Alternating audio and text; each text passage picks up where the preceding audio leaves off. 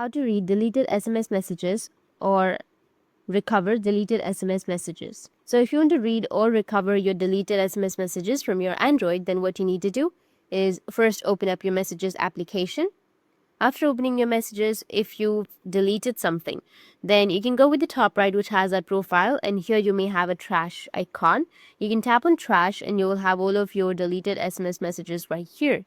But if you don't find the trash icon, then what you need to do is open up your settings. From settings, you need to scroll down and you will have a notification section. Tap on notifications, tap on app notifications, scroll down and find messages. And under notification history, if you go with messages, you will have all of the messages that you've received previously on your notification history. Make sure that you've turned on your notification history. And after turning on your notification history, you'll be able to see the notifications that you've received previously. That's it, and if you have any questions, feel free to comment below. Thanks for watching.